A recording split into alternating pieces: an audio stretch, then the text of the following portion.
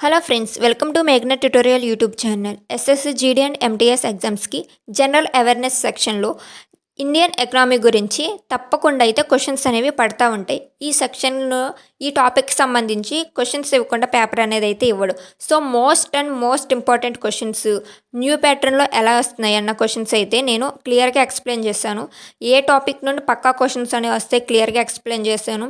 ఎలా ఎక్కువ మార్కులు తెచ్చుకోవాలన్న విధంగా. సో వీడియోని చివరి వరకు చూడండి. ఒక చిన్న లైక్ చేయండి.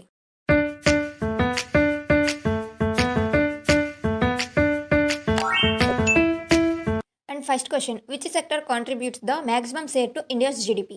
భారతదేశ జీడిపికి అత్యధిక వాటాను అందించే రంగం ఏది? సో ఆన్సర్ ఒకసారి చూస్తే సర్వీసెస్ సెక్టర్ అనమాట.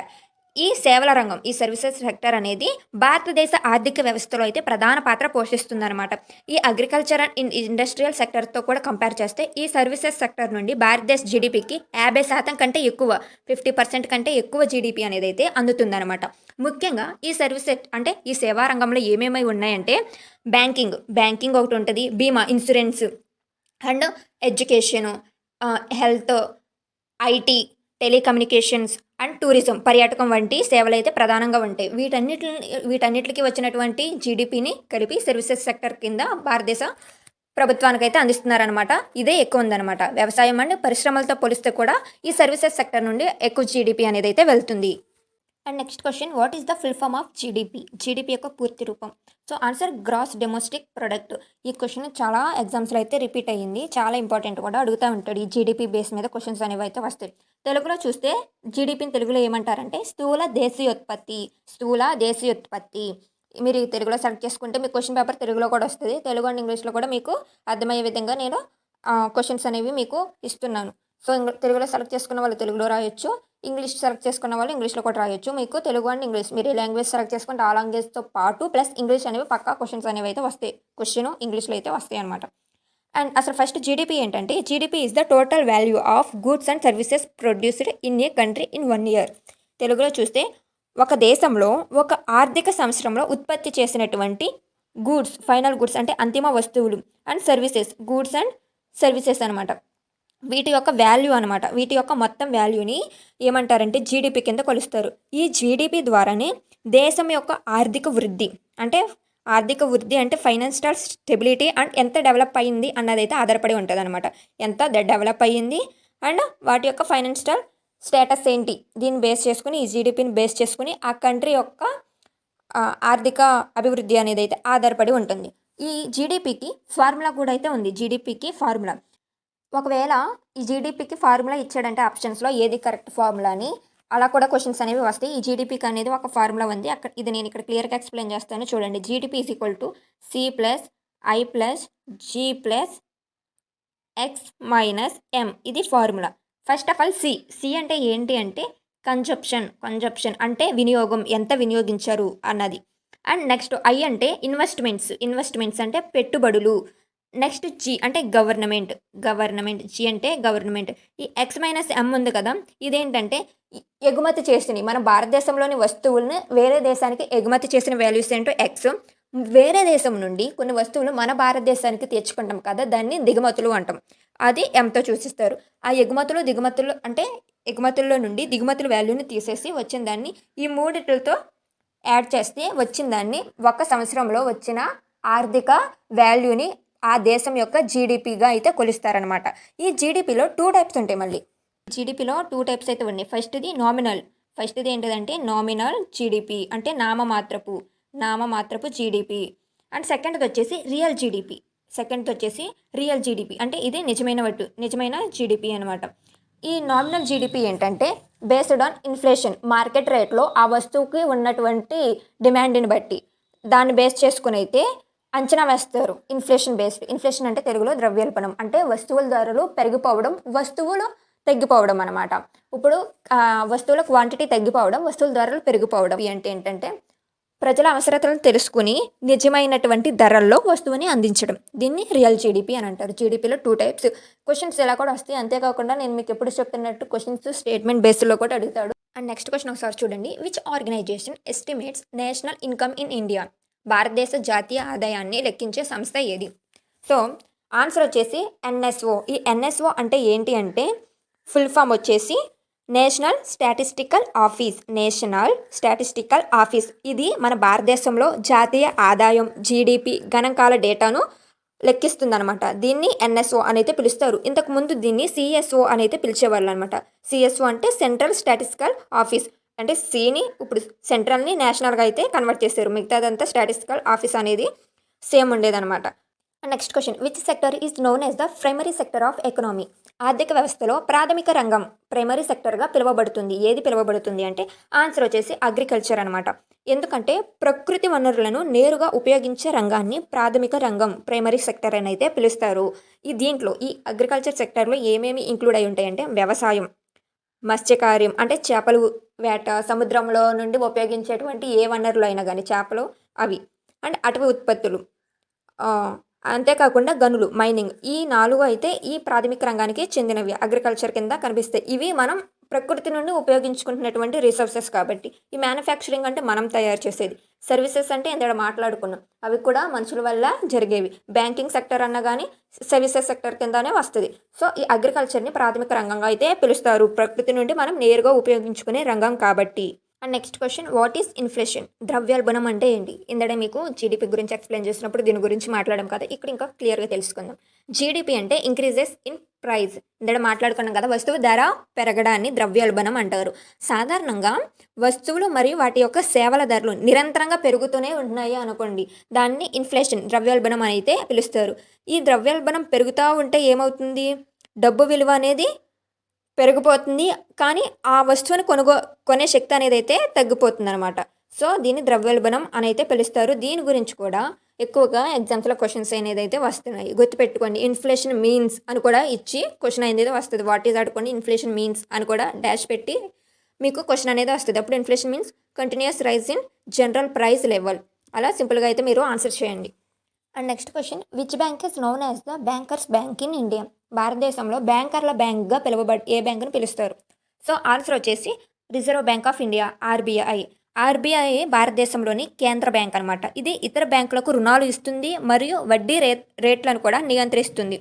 బ్యాంకింగ్ వ్యవస్థ మొత్తం ఈ ఆర్బీఐఏ పర్యవేక్షణ అనేది అయితే చేస్తుందన్నమాట. సో అందుకని దీన్ని బ్యాంకర్స్ బ్యాంక్గా అయితే పిలుస్తారు. ఒకసారి ఈ ఆర్బీఐ గురించి మాట్లాడుకుంటే మనం, ఇది 1934లో ఆర్బీఐ చట్టం అనేది ఒకటి వచ్చింది. 1934లో ఆర్బీఐ యాక్ట్ అనేది వచ్చిందనమాట. తర్వాత ఆర్బీఐ యాక్ట్ వచ్చిన తర్వాత 1935లో అయితే ఈ ఆర్బీఐని అయితే స్థాపించారు. 1935లో ఆర్బీఐని స్థాపించారు. దీంట్లో ఇప్పుడు ప్రజెంట్ గవర్నర్ ఎవరంటే సంజయ్ మల్హోత్రా. ఈ సంజయ్ మల్హోత్రా గారు 26th గవర్నర్ అనమాట. RBI 26th governor. ఫస్ట్ అయితే ఇది కలకత్తాలో అయితే ఉండేది. ఇప్పుడైతే 1937వ సంవత్సరంలో నుండి అయితే ముంబైలో ఉంటుంది. హెడ్ క్వార్టర్స్ కూడా ముంబై.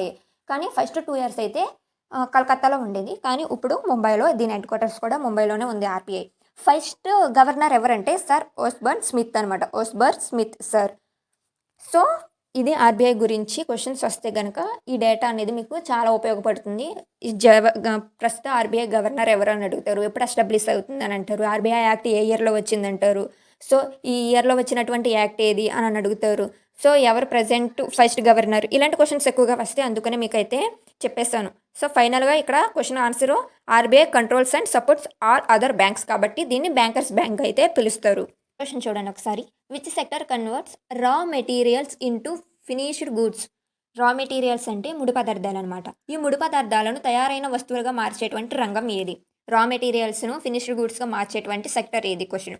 సో ఆన్సర్ వచ్చేసి సెకండరీ సెక్టర్ అయితే దేనికి సంబంధించింది అని అంటే రా మెటీరియల్స్ని ఫినిష్డ్ మెటీరియల్స్గా అయితే ఇది కన్వర్ట్ చేస్తుంది అనమాట. అండ్ ఈ సెకండరీ సెక్టర్లో ఇన్వాల్వ్ ఉన్నటువంటి రంగాలు ఏవి అని మాట్లాడుకుంటే, ఇప్పుడు ఇనుము ఉంది, దాన్ని ఉక్కు వస్తువులుగా అయితే తయారు చేస్తారు. పత్తి ఉంది, దానివల్ల ఏంటి మనం వస్త్రాలను అయితే డైరెక్ట్గా పత్తి నుండి మనం వస్త్రాలు అనేవి అయితే తీసుకోలేం కదా, ఇది మెటీరియల్. ఈ పత్తి అనేది ఇక్కడ రా మెటీరియల్గా అయితే యాక్ట్ చేస్తుంది. ఈ పత్తి నుండి మనం వస్త్రాలను అయితే తయారు చేసుకుంటున్నాం. ఇవి ఏంటి ఫినిష్డ్ గూడ్స్కి అయితే వస్తున్నాయి, వీటిని మనం అయితే ధరిస్తున్నాం కాబట్టి.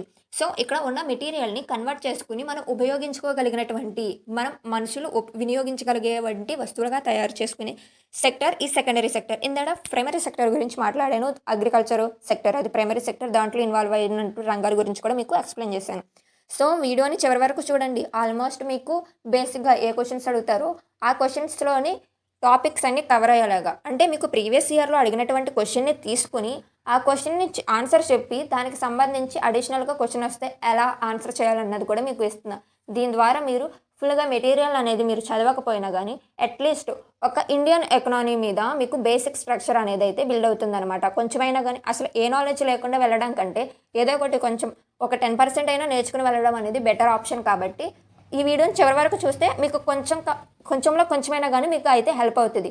యాజ్ ఇట్ ఈజ్ ఇవే క్వెషన్స్ అయితే వస్తే 50% ఛాన్స్ అయితే ఉంటుంది. ప్రీవియస్ ఇయర్‌లో అడిగినటువంటి క్వెషన్స్ మళ్ళీ రిపీట్ అవ్వడానికి. అందుకనే ఎవ్వరైనా అవ్వండి, ఈవెన్ ఇన్‌స్టిట్యూషన్‌లోకి వెళ్ళినా గానీ మీకు ప్రీవియస్ ఇయర్ క్వెషన్స్ అయితే రిపీట్ చేస్తారు. మీరు మోక్ టెస్ట్‌లు రాసేవన్నీ ప్రీవియస్ ఇయర్‌లో వచ్చేటువంటి క్వెషన్సే ఎక్కువుంటాయి. And next question which talks is live directly on the income of individuals అంటే వ్యక్తుల ఆదాయంపై నేరుగా విధించేటువంటి పన్ను. అంటే మనకు వచ్చేటువంటి జీతం లేదా మనం సంపాదించేటువంటి సాలరీపై నేరుగా విధించే పన్నుని ఏమంటారంటే ఇన్‌కమ్ టాక్స్ అయితే పిలుస్తారు.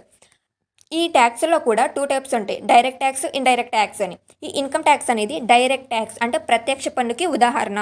ఇది నేరుగా మనం సంపాదించే జీతం పైన విధిస్తున్నారు కాబట్టి ఇన్‌కమ్ ట్యాక్స్ ప్రత్యక్ష పన్ను అనమాట. ఇంకా పరోక్ష పన్ను అంటే ఇండైరెక్ట్ ట్యాక్స్ ఏంటంటే జీఎస్టీ అంటే లేదా సేల్స్ ట్యాక్స్. మనం కొనేటువంటి వస్తువుల పైన మనం ఒక వస్తువుని రూ. 10 కొన్నామంటే దానికి రూపాయో, రూపాయన్నరో లేదా రూ. 2 మాక్సిమం. ఆ జీఎస్టీ అనేదైతే ప్రభుత్వానికి కట్టాలి. అది మనం డైరెక్ట్‌గా ప్రభుత్వానికి కట్టలేం. మనం తీసుకున్నటువంటి వస్తువులకైతే ప్రభుత్వానికి చెల్లిస్తాం. అది ఇండైరెక్ట్ ట్యాక్స్. ఈ డైరెక్ట్ ఏంటి మనకొచ్చేటువంటి జీతాన్ని మనమే డైరెక్ట్‌గా ట్యాక్స్ కట్టడమని డైరెక్ట్ ట్యాక్స్. సో క్లియర్ అయింది కదా! What is per capita income అంటే ప్రతి వ్యక్తి ఆదాయం అంటే ఏంటి? సో ఈ క్వెషన్స్ అనేవి ఎక్కువగా ఎక్కువగా వస్తది. ఈ క్వెషన్ కూడా రిపీట్ అయ్యిద్ది.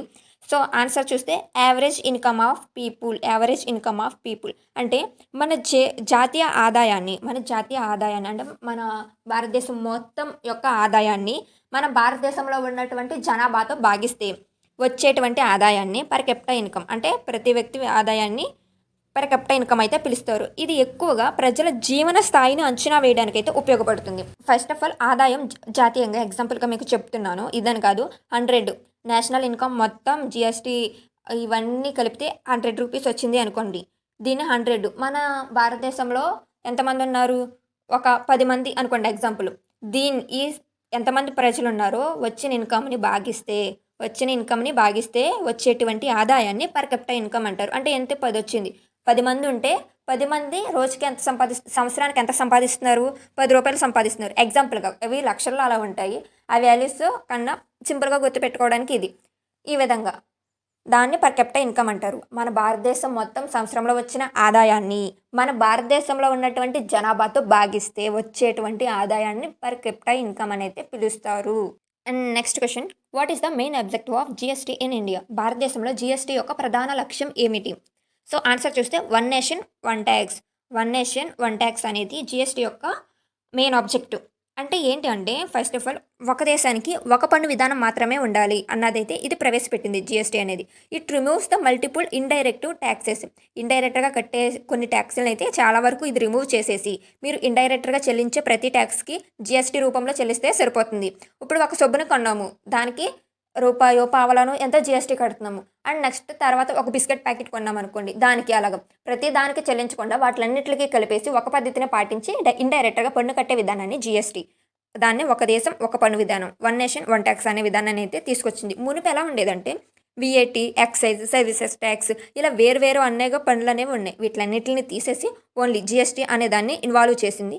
సో దీని ద్వారా ఇండైరెక్ట్‌గా జీఎస్టీ ద్వారా అయితే పన్ను చెల్లిస్తున్నాం.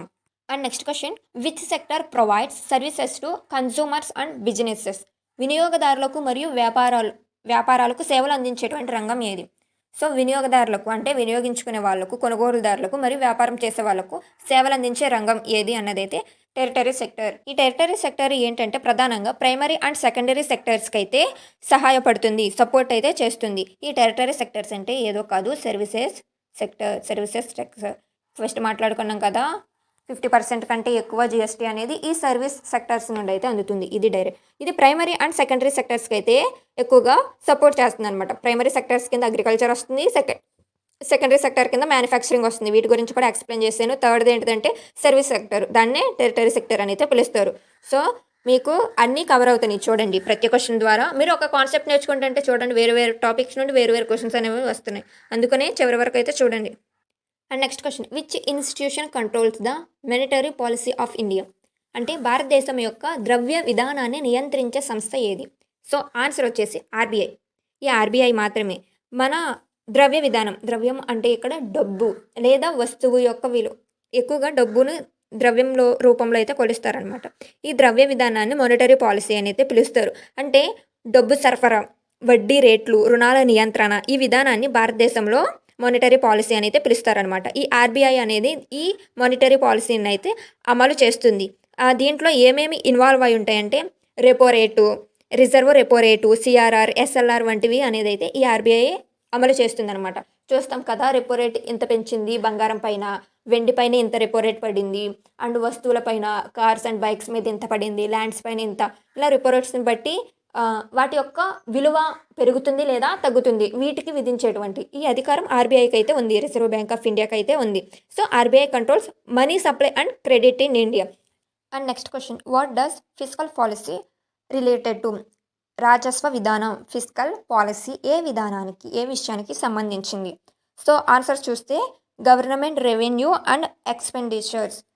Option B is the correct answer. అంటే ఈ fiscal policy deals with taxes and government spending.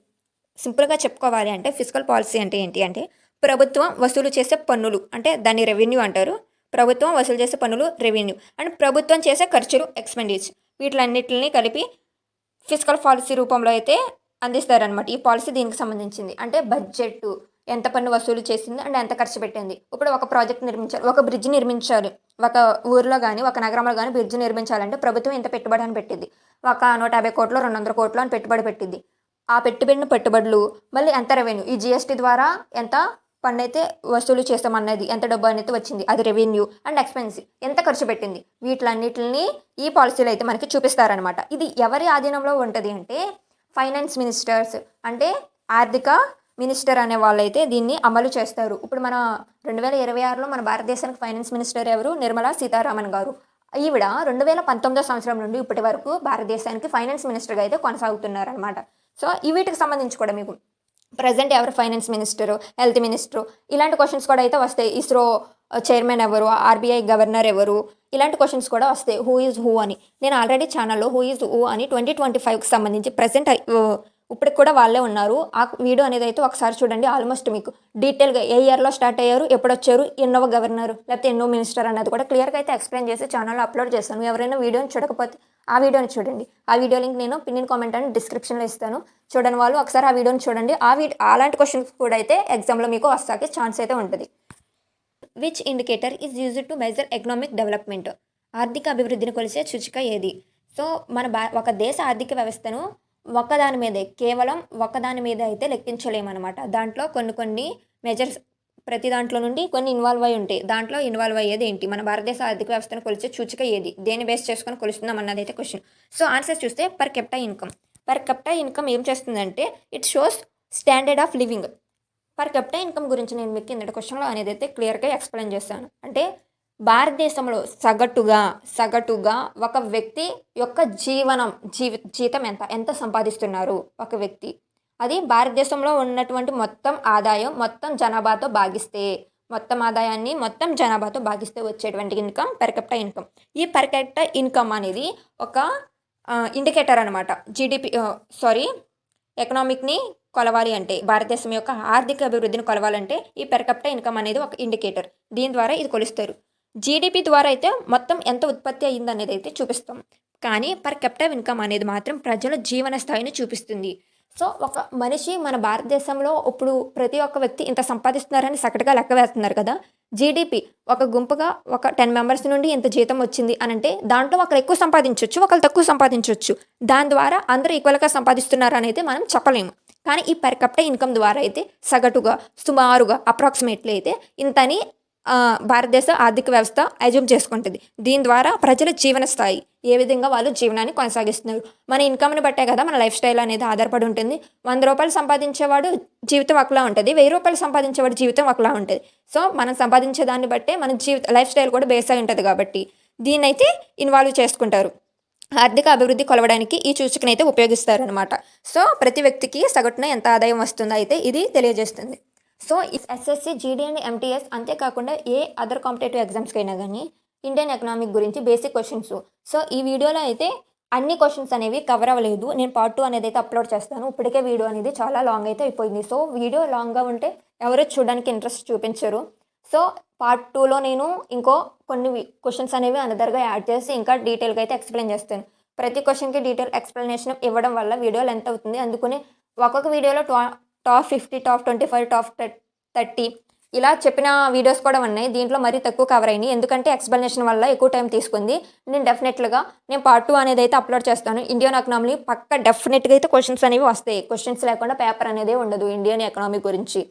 So, అంతేకాకుండా కరెంట్ అఫైర్స్ చాలా ఇంపార్టెంట్ ఏ ఎగ్జామ్‌కైనా. వాటి గురించి కూడా నేను ఎలా చదవాలి, అలా ఇంపార్టెంట్ క్వెషన్స్ అన్ని చేసి ఛానెల్‌లో అప్‌లోడ్ చేశాను. ఒక్కసారి ఆ వీడియో కూడా చూడండి. లింక్ నేను డిస్క్రిప్షన్ అండ్ పిన్నెడ్ కామెంట్‌లో ఇస్తాను. సో, ఎవరైతే చూసారో ప్లీజ్ ఒక్క చిన్న లైక్ చేసి, ఇంకెవరైనా సబ్స్క్రైబ్ ఈ వీడియో గనుక నిజంగా హెల్ప్ అవుతుందనుకుంటే ప్లీజ్ కామెంట్ సెక్షన్‌లో హైప్ ఆప్షన్ అనేది కనిపిస్తది మీకు. హైప్ కూడా చేయండి. Thanks for watching.